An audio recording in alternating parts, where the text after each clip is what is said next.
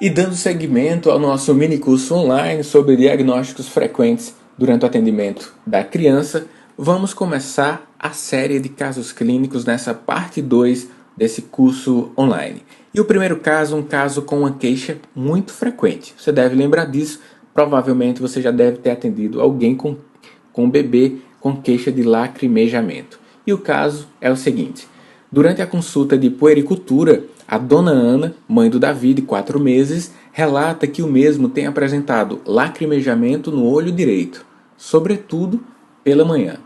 Ao exame físico, você não identifica edema, não tem hiperemia conjuntival e não tem também o blefarospasmo. Bem, coloquei um asterisco aí no blefarospasmo porque você pode não lembrar o que é isso. Mas ao analisar essa história, esse caso clínico, você já pode traçar algumas hipóteses na sua mente? Se você pensa que sim, anota aí no seu caderno que acompanha esse curso online para que você possa depois destrinchar cada uma das suas hipóteses diagnósticos diferenciais. Analise esse caso e perceba que a queixa principal de lacrimejamento aos 4 meses está associada a, daqui a pouco eu digo aqui, mas quando você pega um caso clínico onde não há edema, não há hiperemia conjuntival, não há blefarospasmo, bem, você já afasta uma certa hipótese, ou sintomas sistêmicos também, né? Não foi citado nesse caso clínico, você já afasta algumas hipóteses de maior gravidade. Mas antes de discutir um pouco mais sobre propriamente esse caso clínico, vamos ver o que é blefarospasmo. Vamos relembrar isso? Bem, nessa região do olho aqui, existe o músculo, a musculatura orbicular, e quando ela tem contração, seja por tics, seja por espasmo, isso se chama blefarospasmo. E para que você fique bem aí na sua mente, olha só esse vídeo que eu separei para você. Esse vídeo, então, mostra um exemplo de blefarospasmo. E isso, qual a importância de perceber isso ao exame físico? Se você identifica um paciente com esse comportamento ao exame físico, logicamente que o vídeo aí não é de uma criança, mas esse movimento de abrir e fechar os olhos com muita frequência, esse blefarospasmo, ele pode contribuir para o aumento da pressão intraocular. Esse aumento da pressão intraocular contribui para a ocorrência de glaucoma. E esse glaucoma, portanto, pode repercutir em cegueira. Essa contração voluntária forçada, sobretudo, pode aumentar essa pressão intraocular em até 90 mmHg. Isso é uma pressão considerável. E esses pacientes com blefarospasmo essencial podem apresentar essas contrações aí frequentes e se forem intensas e você não tomar uma conduta frente a isso, o paciente pode chegar a um episódio mais grave de cegueira.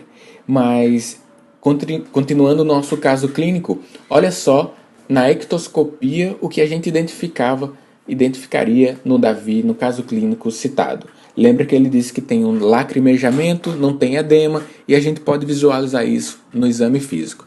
Perceba o seguinte: não há edema em região de pálpebra, não há uma qualidade mais grosseira dessa secreção, até de certo modo hialina, você pode perceber na imagem.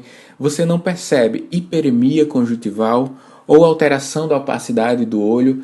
Isso em um olho só foi citado no caso clínico que não ocorria de forma dos dois olhos, apenas em um dos olhos. Então, com a contribuição do exame físico, você já pode chegar em algumas hipóteses. Talvez você já tenha anotado aí no seu caderno em que acompanha o curso online sobre as hipóteses que você imaginou. E eu descrevi aqui para você algumas hipóteses que você pode ter pensado e que eu já citei aqui como possibilidades. O glaucoma congênito, né, que o exame físico seria diferente do apresentado, mas pelo aumento da pressão que você deve perceber se ele ficar piscando muito, se tiver o blefarospasmo, só lembra desse caso. Lógico que não é o congênito aí, mas lembra dessa hipótese. Mas se fosse glaucoma congênito, o olho teria um maior volume, o paciente tem associado a fotofobia, o lacrimejamento, que é uma das queixas do caso clínico, mas o lacrimejamento é maior em locais claros. A conjuntivite, logicamente que todo paciente com lacrimejamento, você deve imaginar em conjuntivite que pode ser viral, pode ser bacteriana, com sintomas mais sistêmicos, com uma secreção mais espessa, e normalmente o lacrimejamento é bilateral e, como citado aí no nosso slide, existe edema palpebral e hiperemia conjuntival. Pode ocorrer também, por conta da triquíase, o lacrimejamento. A triquíase, lembre-se disso, que são cílios para o lado de dentro, os cílios com desvio de crescimento para dentro. Isso pode irritar a região conjuntival e causar lacrimejamento. Isso você deve analisar ao exame físico. Especificamente para o caso apresentado, a hipótese que mais se associa ao quadro clínico, a ictoscopia, é a obstrução do canal lacrimal, algo muito frequente na criança. E essa obstrução do canal lacrimal tem uma prevalência e uma incidência, melhor dizendo, de 2 a 20% das crianças.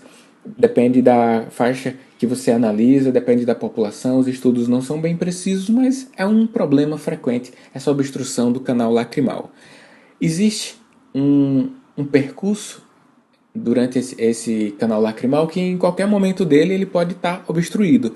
Normalmente a obstrução ocorre em virtude da membrana de Hasner. Essa membrana de Hasner é a última a ser absorvida durante a formação embrionária dessa via lacrimal e é uma causa frequente então de obstrução que deve melhorar em até os 3 anos de vida.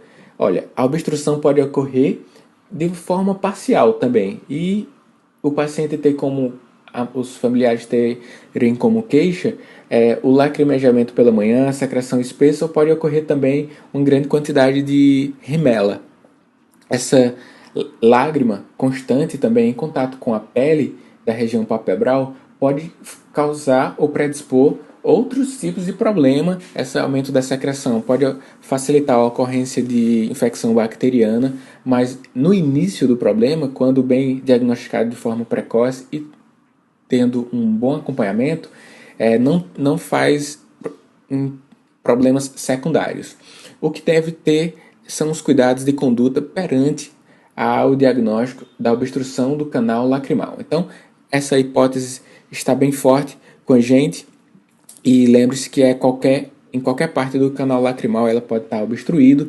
E o que é que a gente tem que saber? Tem que saber a conduta perante a casos de obstrução do canal lacrimal. E lembre-se de que a higienização é essencial. Essa lágrima, por conta da sua osmolaridade, em contato frequente com a pele, pode causar assaduras. A lágrima, como você sabe, é salgada e ela pode contribuir para danificar a pele na região da pálpebra. Então, a higienização frequente e, lógico, sem ser abrasiva, né, com um certo cuidado por parte dos cuidadores, das mães, dos pais, tios, quem for cuidar, deve ser bem cautelosa. Então, a higienização faz parte da conduta que você vai tomar. A secreção, logicamente, vai sair durante a higienização e você deve tomar como conduta também a orientação aos pais para que faça isso e que não tenha muito anseio a ter logo de cara consulta com um oftalmologista ou tomar uma conduta mais forte perante essa obstrução, porque a compreensão do canal lacrimal tende a seguir a resolução do caso. E eu trouxe para você agora, para ficar algo bem mais fácil de lembrar, um exemplo de como você deve orientar a massagem do canal lacrimal para os seus pacientes. Bem, 90% dos seus pacientes com essa queixa, com esse diagnóstico, eles vão receber essa conduta de massagem e vão já de cara melhorar 100%, então vão desobstruir o canal lacrimal. Na imagem à sua direita, nessa ilustração, perceba que o canal lacrimal tanto libera lágrima quanto absorve aquele excesso de lágrima que tem no olho. Então, essa comunicação lacrimal aqui do saco lacrimal, ela fica impedida quando há obstrução, há maior ocorrência de secreção espessa ou hialina e também a possibilidade de infecção bacteriana. Olha só como você deve orientar. Lembre-se que essa massagem você deve sugerir a cuidador do paciente faça 2 vezes ao dia e que não faça de forma exagerada. O cuidador tem que lavar as mãos antes e você tem que ter uma consulta frequente com ele para avaliar se ele está em melhora ou não teve infecção secundária.